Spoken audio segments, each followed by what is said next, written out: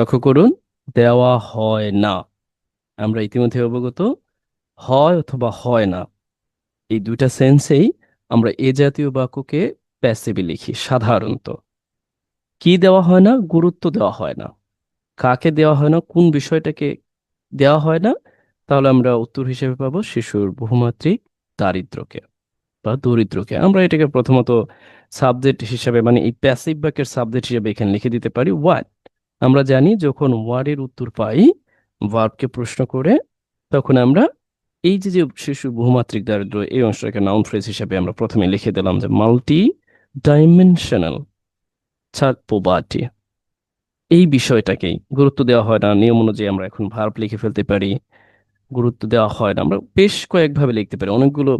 গুরুত্ব দেওয়া হয় না, প্রাধান্য দেওয়া হয় না, এমফাসাইজড, অথবা নেগেটিভ সেন্সে, বা প্রাধান্য দেওয়া হয় না, বা সিগনিফাইড করা হয় না, প্রায়োরিটাইজ করা হয় না, আমরা প্যাসিভ সেন্সে এটা লিখে দিতে পারি।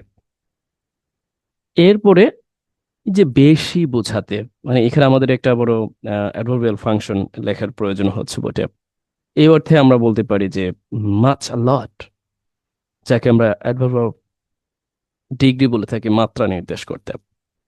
এখন আমরা একসাথে জুড়ে দিই এক এক করে। প্রথমত আমরা এই অংশটা এনে দিই, তারপরে এই অংশটা লিখে দিই। হয়ে গেল, যদিও ছোট বাক্য, তারপরে এই অংশটা আমরা লিখে দিই।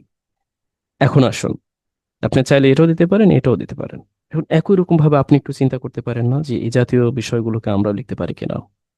যেমন ধরুন, আমি কথার কথা বললাম যে বাংলাদেশের শিক্ষা ব্যবস্থাকে বেশি গুরুত্ব দেওয়া হয় না। এই বাক্যটা আপনি লিখবেন, বাংলাদেশের শিক্ষা ব্যবস্থাকে বেশি গুরুত্ব দেওয়া হয় না। বা আমরা বলতে পারি গুরুত্বের সাথে দেখা হয় না, বা গুরুত্বের সাথে পর্যালোচনা করা হয় না। তাহলে এই যে হয় না নেগেটিভ সেন্স, আপনি ঠিক একই রকম উপায়ে স্ট্রাকচারটা ফলো করে লিখে দিবেন। আচ্ছা, চলুন আমরা পরবর্তী বাক্য দেখার চেষ্টা করি। টেকসই উন্নয়নের লক্ষ্যে বহুমাত্রিক প্রেক্ষাপটে শিশু দরিদ্র বিবেচনা করা প্রয়োজন। লক্ষ্য করেছেন? আমি যদি আপনাকে প্রশ্ন করি কি বিবেচনা করা প্রয়োজন, তাহলে উত্তরটি আসবে শিশুর যে দারিদ্র্য, এই বিষয়টাকে বিবেচনা করা প্রয়োজন। Definitely you can write it as subject here. আর করা প্রয়োজন, এটাকে আমরা ঠিক আছে, প্যাসিভ ইনফিনিটিভের সাহায্যে প্রয়োজনটাকে লিখে দিতে পারি। বিবেচনা করার ব্যাপারটাকে আমরা দেখি। প্রথমত শিশু যে দারিদ্র, সাবজেক্ট হিসেবে আমরা লিখে দিতে পারি যে পোভার্টি। এখন আমরা ভার্ব হিসেবে কি লিখব? যে বিবেচনা প্রয়োজন। এই ভার্ব হিসেবে আমরা বিবেচনা প্রয়োজন, প্রয়োজন অর্থে আমরা নিড ব্যবহার করি। কিন্তু এই বিবেচনার ব্যাপারটাকে একই সাথে আমরা প্যাসিভ ইনফিনিটিভ আকারে ব্যবহার করে দিতে পারি। যেহেতু এই বিষয়টা, মানে যাকে বিবেচনা করা হচ্ছে, এই বিষয়টা অন্য কেউ করবে, এই সেন্স দেওয়ার জন্য আমরা এখানে to be considered, passive infinitive. সবসময় নাম শুনেছি আমরা, যেটাকে আমরা ফুল ইনফিনিটিভ বলে থাকি। টু প্লাস এরপরে ভার্বের বেস ফর্ম হবে, তারপর আমরা একটা বাক্য লিখব। যেমন আমি বলতে পারি যে I want to learn English, আমি ইংরেজি শিখতে চাই। এই যে টু প্লাস ভার্ব, এটা আমরা স্বাভাবিকভাবে লিখে থাকি। বাট প্যাসিভ ইনফিনিটিভের ব্যাপারটা হলো যে যেই বিষয়টাকে, মানে আপনি এই যে সব ভার্ব দিয়ে কিন্তু প্যাসিভ ইনফিনিটিভ হবে না। প্যাসিভ ইনফিনিটিভ হওয়ার জন্য স্পেসিফিক কিছু ভার্ব আছে। যেমন এখানে আমরা নিড দিয়ে দেখার চেষ্টা করলাম, প্যাসিভ ইনফিনিটিভ করা যাচ্ছে। ইভেন আরো বেশ কিছু ভার্ব আছে যেগুলোর পরে আপনি প্যাসিভ ইনফিনিটিভ করতে পারবেন প্রাসঙ্গিকতা ক্রমে। প্রধান দুটি অংশ আমাদের লেখা শেষ। একটা হলো শিশুর যে দারিদ্রতা আর বিবেচনা করা প্রয়োজন, যেটা আমরা এখানে প্যাসিভ ইনফিনিটিভ আকারে ব্যবহার ব্যবহার করে দিলাম। এখন আমাদের প্রয়োজন হচ্ছে যে টেকসই উন্নয়নের লক্ষ্যে, আরেকটা হচ্ছে বহুমাত্রিক প্রেক্ষাপটে। এই দুইটাই কিন্তু, এটা হচ্ছে প্রিপোজিশনাল ফ্রেজ আর এটা হচ্ছে অ্যাডভার্বিয়াল ফ্রেজ। যাকেই আপনি যা বলুন না কেন, আমরা যে কোনোটা আগে পরে বসিয়ে দিতে পারি। আমরা এক কাজ করি, এই যে টেকসই উন্নয়নের লক্ষ্যে প্রিপোজিশনাল ফ্রেজ হিসাবে এটা আমরা এখানে বসাই দিলাম যে for the sustainable development goal. আর এই সাস্টেনেবল ডেভেলপমেন্ট গোলটা কোথায়?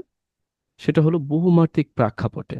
এখন আমরা এই অংশটাকে এখানে লিখে দিলাম এক্সট্রা হিসাবে, অ্যাডভার্বিয়াল ফ্রেজ হিসাবে ইন আ মাল্টিডাইমেনশনাল কনটেক্সট, বহুমাত্রিক প্রেক্ষাপটে। এখন আমরা জাস্ট এখানে একটু সাজিয়ে দিব।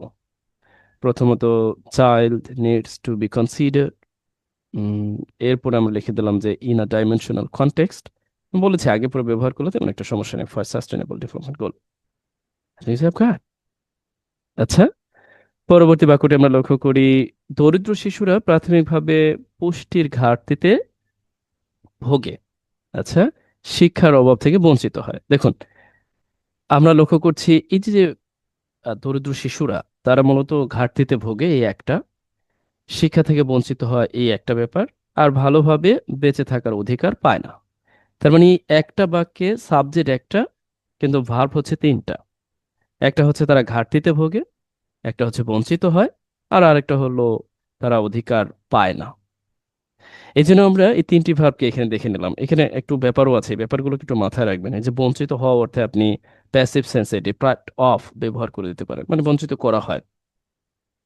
আর না পাওয়া অর্থে তো আমরা ডন্ট গেট বা ডন্ট এনজয় বা আমরা যেগুলো আরো পারি সেগুলো আমরা ব্যবহার করে দিতে পারি। আর হচ্ছে ভোগা, কোনো কিছু থেকে ভোগা অর্থে আমরা সাফার ফ্রম ব্যবহার করি। দেখুন, এই ব্যাপারগুলো কেন গুরুত্বপূর্ণ, আপনি যে সাফার ফ্রম, ভোগা অর্থে কোনো কিছু থেকে ভোগা, তারপরে কোনো কিছু থেকে বঞ্চিত, এই ব্যাপারগুলোকে পরবর্তীতে যখন আপনি পাবেন নিজের প্রয়োজনে আপনি ব্যবহার করবেন। এজন্যই মূলত এত কষ্ট করে সবগুলোকে সাজিয়ে দেওয়া। আচ্ছা, তাহলে বরাবর এনে আমরা ঠিক একটু সাজাতে পারি কমপ্লিমেন্ট আর অবজেক্ট হিসেবে এখানে যা যা আছে। মানে সাফার ফ্রম আমরা কি দেখলাম, যে সাফার ফ্রম অপুষ্টি, সেটা আমরা এই যে নিউট্রিশনাল যেটা আছে ডিফিসিয়েন্সি। এরপর শিক্ষা, the deprived of education, educational opportunity. এরপরে বেঁচে থাকার অধিকার, রাইট টু লিভ, আমরা যে ব্যাপারে অবগত, রাইট টু এডুকেট, যে হাউজিং লিভিং। এখন আমরা এক এক করে সব বসিয়ে দেবো এখানে। জাস্ট পুর চিলড্রেন, মানে প্রথমত এই যে প্রাথমিকভাবে বোঝাতে, যদিও একসাথে হবে, এটা প্রাথমিকভাবে বোঝাতে প্রাইমারিলি। এরপরে সাফার ফ্রম নিউট্রিশনাল ডিফিসিয়েন্সি। আবার দেখুন একটা কমা দিয়ে আমরা আবারও ভার্বটা লিখছি, আর ডিপ্রাইভড। কারণ হচ্ছে কি, এই যে বঞ্চিত হয় এই ব্যাপারটা লেখার জন্য আপনাকে প্যাসিভ সেন্সে আর যুক্ত করতে হবে। এখন কেউ কেউ বলতে পারেন নতুন করে আর এই অক্সিলারি ভার্বের প্রয়োজন আছে। হ্যাঁ, কারণ এটা একটু ভিন্ন অর্থ দিচ্ছে। এইটা হচ্ছে প্রথম অংশটা, এরপরে এই অংশটা, তারপরে আবার আরো একটি অংশ, যে don't get enjoy, or don't don't get don't enjoy the right to live well, ভালোভাবে বেঁচে থাকার অধিকার বা অ্যাডিকুয়েট যে লিভিং, এটা থেকে তার বঞ্চিত হয়। আচ্ছা, এই পর্যায়ে শিশু শ্রমের সাথে জড়িয়ে পড়ে। আচ্ছা, এ পর্যায়ে, এক পর্যায়ে তারা শিশু শ্রমের সাথে জড়িয়ে পড়ে, মানে এই শিশুরা মানে শিশু শ্রমে জড়িয়ে পড়ে, এই বিষয়টা এখানে লেখা হয়েছে। তাহলে আমরা বলতে পারি এক পর্যায়ে তারা। তারা বলতে দেখুন, এটা লেখার প্রয়োজনে, মানে এই যে যে আমরা শিশুদের নিয়ে কথাবার্তা বলতেছি, এই শিশুরাই এখানে তারা নির্দেশ করা হয়েছে, তারা শিশু শ্রমের সাথে জড়িয়ে পড়ে। আচ্ছা, জড়িয়ে পড়া বলতে আমরা ইনভলভ, ইন ব্যবহার করতে পারি। আর শিশু শ্রম তো আমরা জানি এক পর্যায়ে বলতে অ্যাট এ স্টেজ। এটা আপনি লিখবেন, এটা আপনার জন্য কাজ, কারণ সব আমি লিখে দিলে তো হয় না। যদিও আপনার লেখা পাবেন আর কি, তারপর আমি বললাম এটা আপনার জন্য কাজ।